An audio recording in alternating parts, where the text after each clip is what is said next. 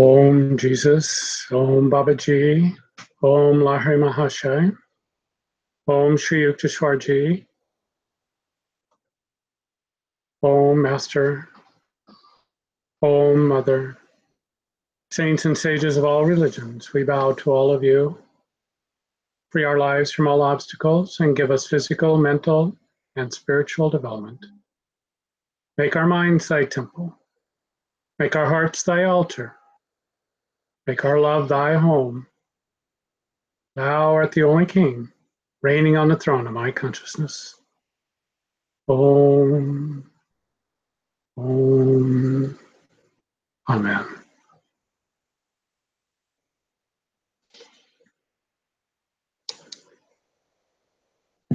How much joy it is to come together, focus upon our path of self-realization, of living the life. My heart overflows with it. So thank you for joining us. From the posting this morning, perhaps I should be like the TV personalities that will say, that can be seen at yogasharyadavid.com. And the beautiful picture, the Dome of the Rock Shrine in Jerusalem, where it is said that Muhammad ascended to heaven. It begins with a quote from Swami Ramdas. Spiritual progress does not mean development only in one aspect of a human being. His emotional, intellectual, and dynamic nature should evolve simultaneously. It is rightly said, karma is the foundation, jnana the upper structure, and the dome at the top is bhakti. Papa says so much in language that is easily understood by sincere aspirants. It is a gift of his spiritual genius. However, we may benefit from contemplating what Papa writes here and expand on how we can apply it in daily life. Great masters such as Swami Ramdas like for us to live a balanced life. Papa and others, such as the Buddha, experience intense sadhana or spiritual practice in order to realize the great truth. Upon attaining the same supreme state of realization, they are then in a position to say what is essential in their journey and what was either not essential to their attaining realization or is not universally necessary for all aspirants and therefore need not be duplicated. Buddha articulated the middle path, which was not what he practiced, but it was what he prescribed to all who followed his teachings to attain nirvana. Papa also went through extreme practices, but after attaining Sahaja Samadhi, said that others need not be so austere. Papa goes on to verbally paint a picture in the above writing that karma yoga is the foundation for spiritual living. Karma means action. It is what you do physically in life. You are to live a life of purity, starting with eating healthy foods in moderation, not with avarice. Do all in the spirit of service to God and others, not for greed. And all that you speak is in concert with the highest truth you know. Do not lie. In your spiritual quest, you build the foundation of your spiritual life with actions that match what you know to be the highest light. When Papa says the intellectual builds the upper structure of spiritual practice, he is not speaking here of gaining additional facts, reading books for knowledge, or any other type of what you would normally think of as intellectual endeavors. Jnana, and more specifically, discrimination, is your spiritual practice. You must make choices along the way. The higher up you go the ladder of consciousness, the more discernment you need. Krishna said that extraordinary powers are pitfalls for real aspirants. Mother taught us to keep your mind on God, a statement so plain that you may not comprehend its full significance until you are well along on the path. Keeping your mind on God translates into not getting seduced by sex, greed, power, name, or fame, or the many other traps that present themselves to you as you ascend the spinal stairway. Discernment is absolutely necessary as you build a life upwards, knowing that you must have a solid foundation and a well-constructed upper stories to prepare yourself to succeed in the great quest. Bhakti, intense love and attraction for attaining the supreme state of God realization, makes the dome of your temple of spiritual practice, that which caps the spiritual life with success. The drawing power of love is required for the kind of complete self-surrender that is necessary to be subsumed in divine consciousness. There is no greater power in all of creation than love. It makes you want to be absorbed in your beloved and lose yourself in him. Physical activity done in service and practice of wise discernment by themselves are not enough to take you all the way. When lifted up into the highest centers of consciousness, you focus on one thing, the goal of goals, consummation in samadhi by ultimate love. Divine union is the consequence of this total surrender and leaves behind all spiritual practices when lover and beloved merge and become one. Building your spiritual temple by constructing a solid foundation, intelligently designed frames for the upper structure, and a brilliantly radiating dome in your daily life is a wonderful thing. It shows you what is needed in order to realize God. Knowing the way and being immersed in the supreme reality is not the same thing. Be inspired by these beautiful teachings from Papa. Take the complete plunge into spiritual life with total enthusiasm. Be absorbed into the infinite beloved who dwells beyond time and space and all form. Realize the truth, even as the Buddha, Papa, and Mother so fully immerse themselves in the highest reality, and then help others to build their own temples of spiritual practice with nothing but the very finest materials.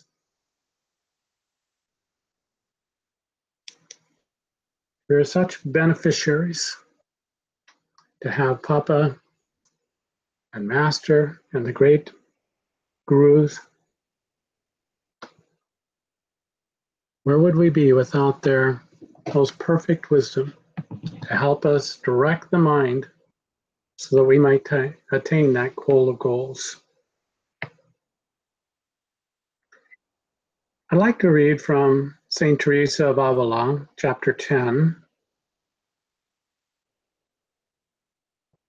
Once we have detached ourselves from the world and from our kinsfolk, we are cloistered here. She was writing here to her sisters living in the monastery.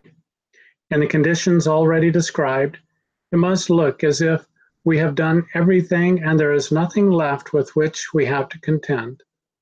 Oh, my sisters, do not feel secure and fall asleep, for you will be like a man who goes to bed quite peacefully after bolting all his doors for fear of thieves, and the thieves are already in the house. And you know there is no worse thief than the one who lives in the house. We ourselves are always the same, unless we take great care, and each of us looks well to do that which she renounces of her self-will, which is the most important of all. There will be many things to deprive us of the holy freedom of spirit which our souls seek in order to soar to their Maker, unburdened by the leaden weight of the earth. It will be a great help towards this if we keep constantly in our thoughts the vanity of all things and the rapidity which with they pass away, so that we may withdraw our affections from things that are so trivial and fix them upon that which will never come to an end. This may seem a poor kind of help, but it will have the effect of greatly fortifying the soul. With regard to small things, we must be very careful, as soon as we begin to grow fond of them, to withdraw our thoughts from them and turn them to God. His Majesty will help us to do this. He has granted us the greatest favor of providing that. In this house, most of it is already done, but it remains for us to become detached from our own selves, and it is a hard thing to withdraw from ourselves and oppose ourselves, because we are very close to ourselves and love ourselves very dearly. It is here that true humility can enter. For this virtue and that of detachment from self, I think, always go together. They are two sisters who are inseparable. That is humility and detachment. These are not the kinsfolk whom I counsel you to avoid. No, you must embrace them and love them and never be seen without them. Oh, how sovereign are these virtues, mistresses of all created things, empresses of the world, our deliverers from the snares and the entanglements laid by the devil, so dearly loved by our dear teacher, Christ, who was never for a moment without them. He that possesses them can go safely out and fight all the united forces of hell and the whole world and its temptations. Let him fear none, for his is the kingdom of heaven. There is none whom he need fear, for he cares nothing if he loses everything, nor does he count this as a loss. His sole fear is that he may displease his God, and he begs him to nourish these virtues within him, lest he lose them through any fault of his own. These virtues, it is true, have the property of hiding themselves from one who possesses them, in such a way that he never sees them, nor can he believe that he has any of them, even if he be told so. But he esteems them so much that he is forever trying to obtain them, and thus he perfects them in himself more and more. And those who possess them soon make the fact clear, even against their will, to any with whom they have intercourse.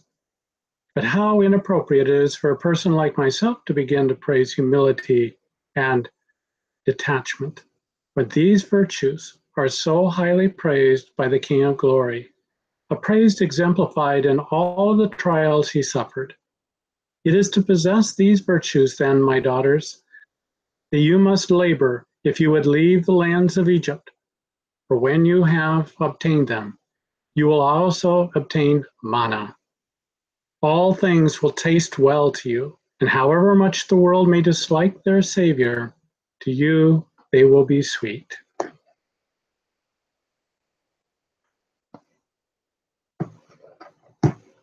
And it is true.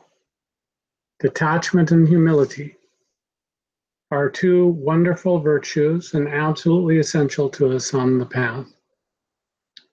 Humility is an interesting one because true humility is that complete and total surrender to God. And as Mother pointed out through one of her stories once, that she was talking to a very great saint in India. And she said, God had quite an ego that day. And she was talking herself up as God was directing her. And finally, the saint pronounced to Mother, and he said, Mother, we must remember to be humble.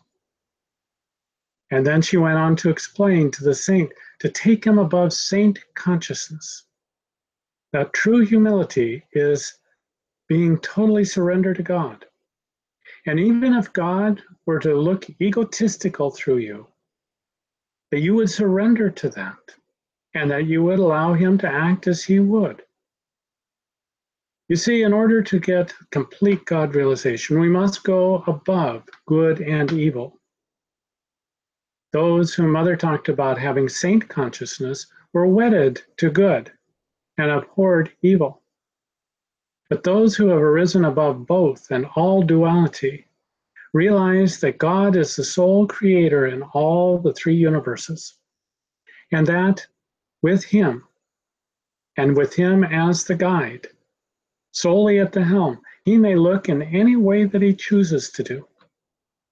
He may use you to look like the oppositional force in one case, and for another, he may make you look like you are ignorant, like you do not know anything at all. It is all his play, you see. It is all the ways that he chooses to act through you. And if there is any place of attachment inside of you, God will find it out. And he will work to root it out by giving to you what you need. I spent a previous lifetime quite proud of my intellect. And so, God explained it to me. I came into this earth and my memory is not always what it should be. And I don't always have an intellect. He takes it away from me completely. And through the spiritual experiences that I've had, I've realized that the intellect is very inferior to the intelligence of God. We would like to equate the two as being one. But human intellect, the human mind, as Swami Satchidananda called it, the puny human mind, is just that. It is puny. Now we depend on it in this world to do many things, and without it, we can be in some real trouble. And fortunately, God has always looked after me, and if he took away my mind, he gave me somebody in my life who could help fill in the gaps. Because it is true, there has been times when I've had no mind at all. None. And through that experience, I let go of any thought of superiority because of intellect. It is a poor substitute for the purity of God and the intelligence of God. Just look around you. Look at this earth. Look at this creation.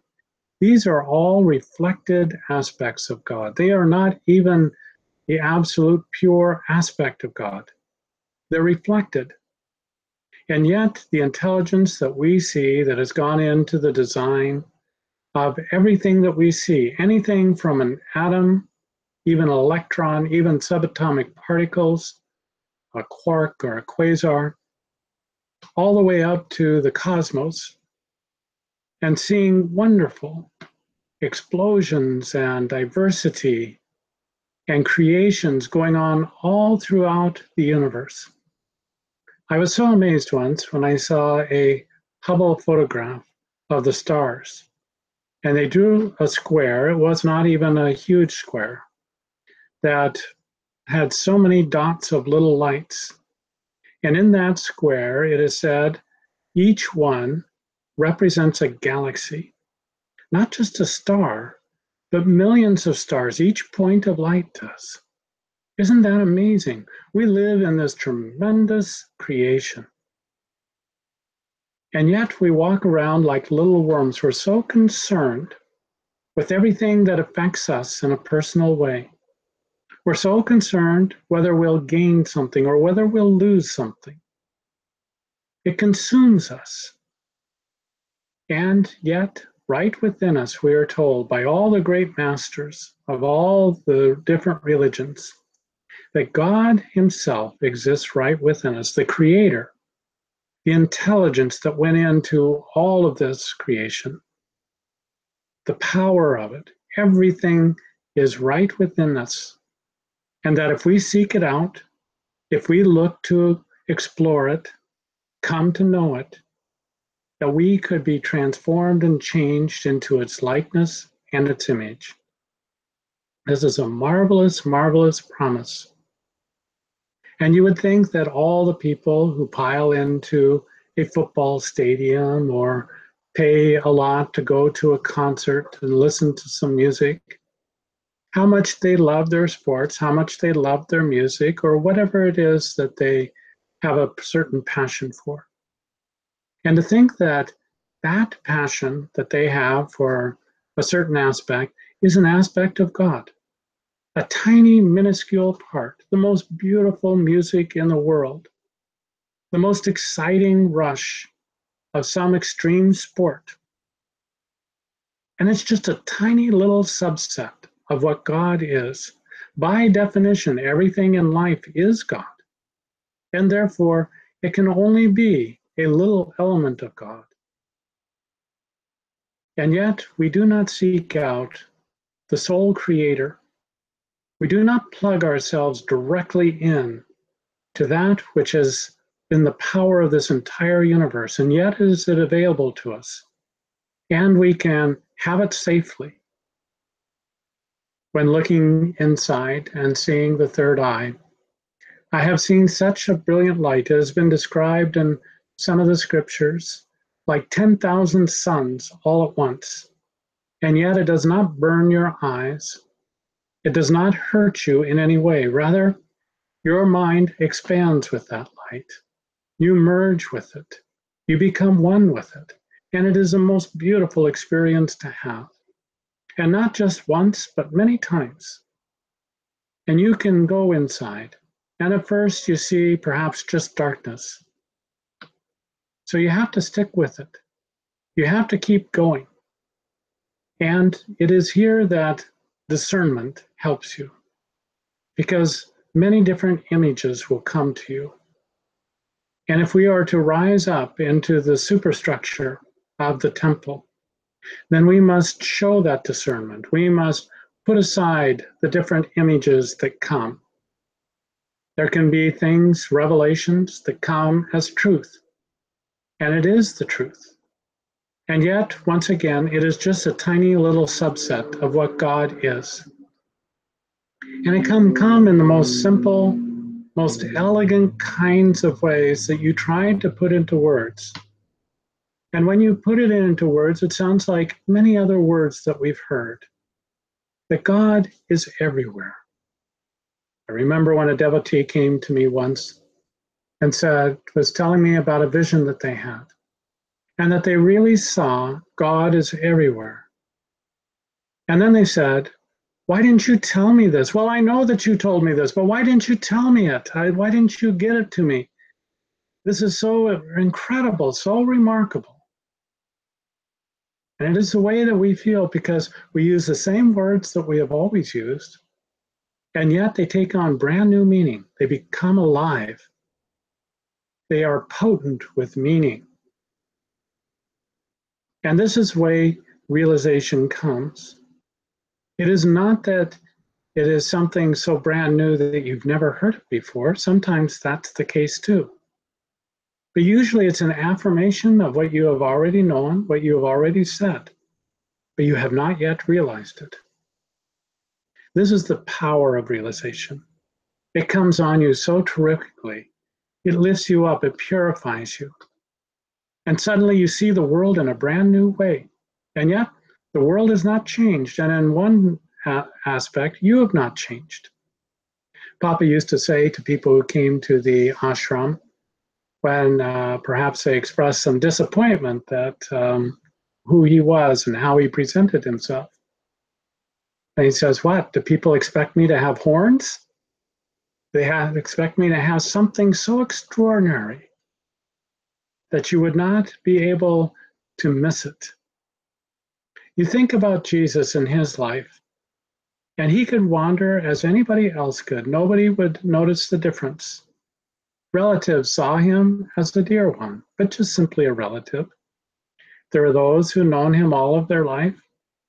And when his own mother and brethren approached him, he said, who are my brothers? Who are my sisters? But those who do the will of my Father.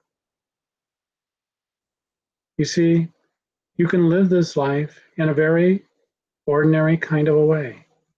And yet your vision, your state of realization has completely transformed and changed you into a new being. So this is the way that we build this temple. We do it with those actions that are in concert with the highest light, with the highest truth that we know. We have read about and known about different spiritual teachers who have not lived what they have taught. And as a result of that, they hurt the faith of the people who have come to them in order to learn the truth. Now, it is true that even the Christ fell 3 times on his way up to the hill of Golgotha, or the hill of the skull. And so it may come that despite our best efforts, well, perhaps it's not our best efforts, because we may fall, we may have a slip, and we may do something that goes against the very principles that we espouse, that we say that we believe in, and that we want for in our lives. And the thing is this, it is as if you go on to a diet and you're eating very well and you're feeling good about yourself, and then suddenly you have a bad day and you eat all of the wrong kinds of foods and way too much of it. And then what do? Do you throw the diet away, or do you get right back on with the lesson well learned? You look at what took you into the field of temptation, and then you correct yourself. You self-correct. And this is the way that true devotees do. They're aspiring for God. They're doing all the things that they know to do. And then some temptation comes along. Now we can read all of the stories, and when the stories talk about somebody not making the right decision, we think, well, of course, I know what the right thing to do is there. But when it comes to our own lives, it touches us deeply. It goes right to the heart of our attachment. And so to practice this detachment, as St. Teresa talked about, is absolutely essential. It has to be something that is with us always. And yet, there may come a time when we don't live up to our own standards and to those that we feel God has for us. And so do we just fall off the wagon then? Or do we self-correct? Do we get right back on? and start striving for truth once again. You see, if you just go with it, you are being swept downstream and taken downhill as well. And you will fall a very, very great ways before you wake up, before you are in such pain once again, that you know that the only solution is to seek out God. Only now you have gone so far away from God. And so you have to take step by step by step, every step that you have lost ground on, and go back towards God. And it's not an easy thing to do. But it is in this way that we learn wisdom. And the greatest wisdom is to not get delayed. It's a wonderful story of a king who had no children. And so he decided one time that he would test all of his ministers, those who surrounded him who were in office, because he was going to select from one of them who should be the next king. And so he asked them all to come to the palace on a certain day. And on that day, he created, in the most wily kind of a way, all these wonderful kinds of events and fairs and everything that he could think of that would tempt any of these ministers. And they started off in a group, but one by one they started to peel off as they saw something that attracted them, and they really couldn't just pass by. There was his chief prime minister, however, and the king had called him, and he did not look to the left, and he did not look to the right. He went straight to the palace. And then he just humbly came over and he sat down in front of the king and he waited. And he was going to wait for all the other ministers to come, for it was only then that the king would start to speak. And over many hours, and in some cases days, it took for the ministers to drag themselves in one by one. And they all looked a little worse for the wear. And the king said, "Now, you can be in no doubt whom I'm going to select as my replacement and why." And they all hung their heads down in a little bit of shame because they realized that they had not passed the test. But they knew the dedication, the one-pointedness of the prime minister. And as a result of that, they knew that he was the one that the king would select. That's a wonderful story. And it is something that if we pay attention to, we can really go to work on ourselves and become just like that prime minister. Papa then talks about the dome of the temple, which is love for God. And why is love so important? It is because it is the most powerful attractive force. We can practice discernment. God is not this, God is not that. But it doesn't give us that attractive power, that thing that makes God more important to us than anything else in the world. To have that state of realization, we know that we cannot live without it. And I thought I would read to you a few stories from Ramakrishna about this kind of love. And this one starts out that a Brahmin used to worship his family deity with food offerings. One day he had to go away on business. As he was about to leave the house, he said to his son, "Give this offering to the deity today. See that God is fed." The boy offered food in the shrine, but the image remained silent on the altar. It would neither eat nor talk. The boy waited a long time, but still the image did not move. But the boy firmly believed that God would come down from his throne, sit on the floor, and partake of his food. Again and again he prayed to the deity, saying, "O Lord, come down and eat the food. It is already very late. I cannot sit here any longer." But the image did not utter a word. The boy burst into tears and cried, "O Lord, my father asked me to feed you. Why won't you come down? Why don't you eat from my hands?" The boy wept for some time with a longing soul. At last the deity, smiling, came down from the altar and sat before the meal and ate it. After feeding the deity, the boy came out of the shrine room.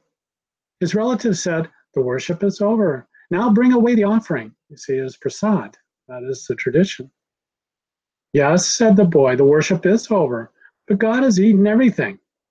"How is that?" asked the relatives.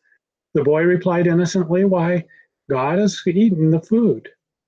They entered the shrine and were speechless with wonder to see the deity had really eaten every bit of the offering.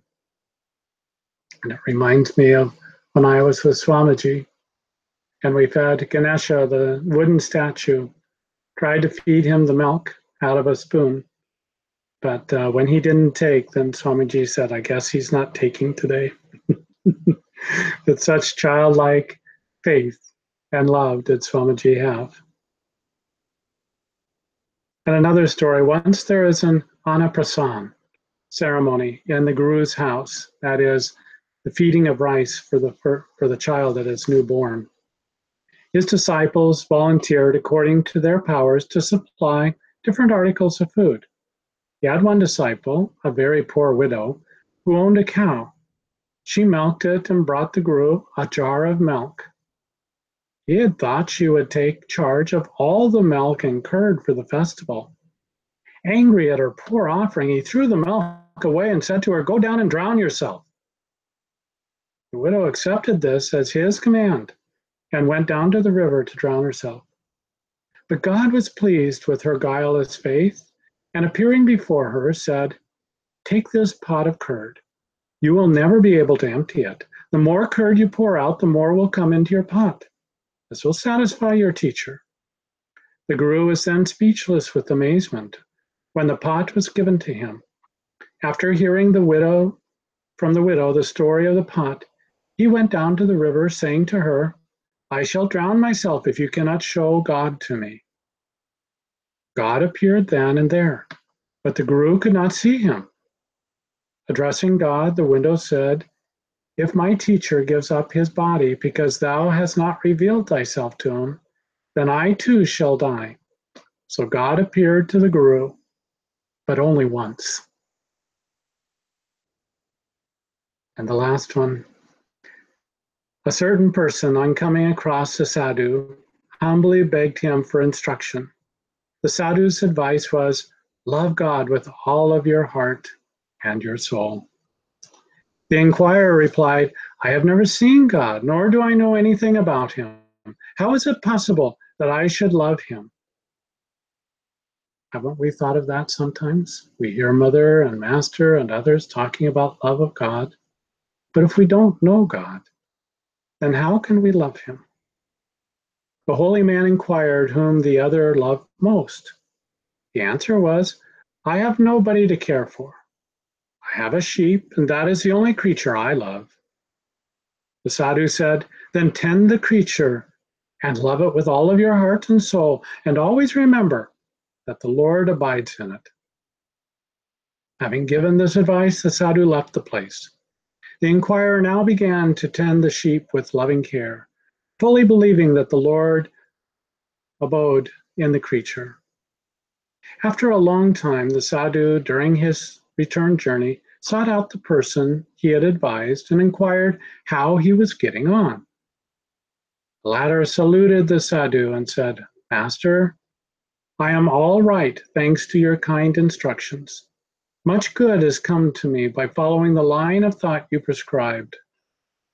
Time and again I see the beautiful figure of Vishnu deep within the sheep, and I find supreme bliss in that." In each of these cases, these were not sophisticated souls who loved God, the boy who went to feed God the food, and that God came down and took it, or the lady with the simple faith went down at her Guru's instructions to kill herself, and yet God intervened. These are simple souls, but they have open hearts. They have hearts full of love for God. And even as in the last case, the shepherd, who didn't have anyone special in his life except for his sheep, there by serving his sheep and always reminding himself that God was present in the sheep. God revealed himself. God revealed himself. And so it is in our souls. We can be very sophisticated in life. We can have all the intellectual reasons all worked out in our minds. We can have memorized many passages out of the Bible, and yet not have love in our hearts. This is in the time of Jesus, as he pointed out on occasions, and it is the time now. Let us not be proud of intellect or other accomplishments or wealth or anything else. We are all equal before God. We are all equal. And when we appear before God, what does it matter to him? Whether we have gold or whether we have wealth or fame or anything else, they are all tiny little trinkets to him. What he treasures, what he loves most, is the soul who loves him, for he can pour himself into that soul. He can purify him and make him a living agent of the Lord's here on earth. You see, God loves that. He is like a fine craftsman who has found a tool that can do exactly what it is that he wants to do through them. And if that tool is stubborn, if it has a mind of its own, if it only wants what it only wants, then he will set that tool aside. There's a wonderful story of the two stones, and they were side by side in the temple. Only one of the stones was one of the steps that was going up to the statue, the image of God, and the other stone was the image itself. Late one night, when everything was very quiet and there were no pilgrims about, the stone steps started talking to the stone statue. And he said, "Hey, you up there," said, "we are made of the same stuff. We're exactly the same kind of stone. And yet people just trample on me and pay no attention to me at all on their way to you. And to you, they bow down to, they put sandal paste on you, crown you with flowers, do everything with such loving attention and detail. Why is this?" The stone statue, the image of God, replied, "Well, the master carver started on you at first, but you didn't like the strikes and the blows that he was giving you as he started to chisel on you. And you cried out and you resisted. And you put up such a fuss that eventually he set you aside. And then he went to work on me. And he started to chisel away, and I didn't like it. It was painful. It was difficult. And yet he kept going, and I thought, he must have some purpose in doing this, for he is a master carver. Gradually, he chipped away and chipped away all the dross until what was revealed was the living God inside of the stone. That image was always inside of the stone, but it took the master carver, his ability, his effort, to be able to take away everything that was not God in order to reveal the image of God. And that is why I am up here and you are down there. And it gave something for the stone step to think about, I can tell you. So let us take these lessons to heart. I have one thing to read that was sent by Rebecca Harvey. She's doing a lot of work for us around Mother's Talks. And so once in a while, when she is very moved by something, she'll send it to me. And it's always wonderful to receive. And this one starts out, Hari Om. I just listened to Mother read this poem over and over again. It is so heart-achingly beautiful. I had to share it with you. Sending you so much love, joyful pranams, and 1,000 hugs. Rebecca. And then this is Mother introducing Master's talk, or his writing. I'd like to read to you from Master's writing this evening. This one is entitled, When Will He Come? All of us on the path are constantly wondering when God will come to us.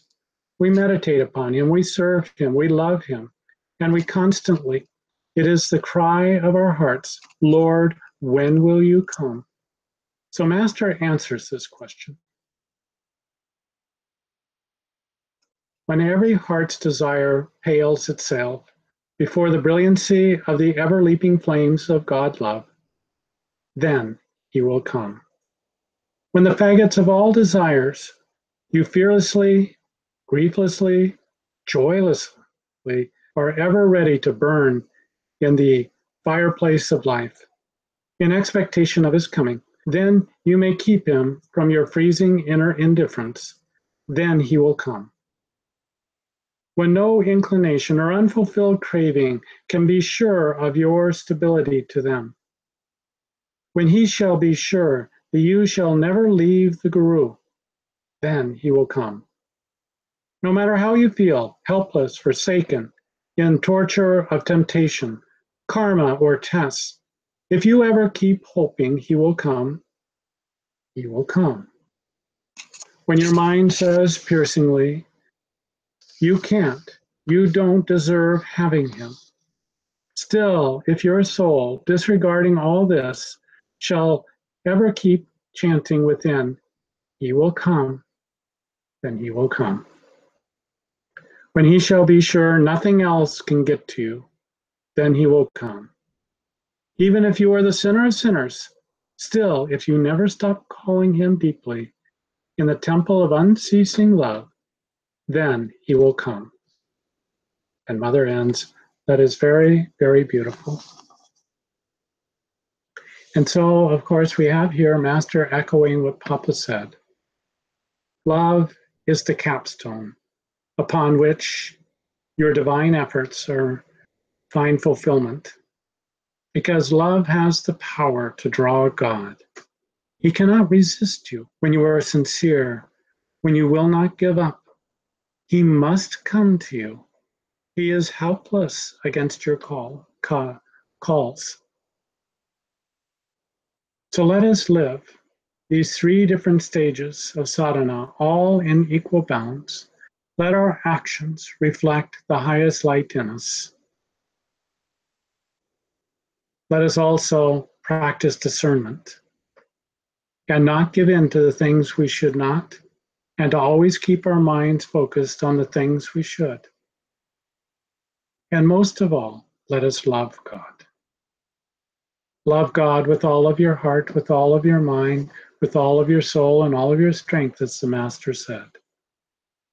This is the first and greatest commandment, and the second is like to it, love thy neighbor as thyself. Did anyone speak the truth more plainly, more perfectly, more fully in that moment? It is a wonderful thing. You see, we have heard the truth from almost the time that we were first born, but we have not put it into action. We have not really lived it, because if we had, then we would have our realization today fully and completely. So let us strive and strive and strive some more. And as Larry Mahashya said, one day behold the goal. But it is as St. Teresa said, it almost creeps up on you. You are unconscious of it because you're so focused on practicing it. And then one day, perfection reveals itself in you, and you melt into its being, and you become one with that, never to become separated ever again. This is that great temple that you are building inside of you. May it be so. May you build with integrity and love and devotion, and may God answer your soul calls so that you may realize Him fully and completely. Victory to God, victory to the light, and pronouns to you, the great light within you.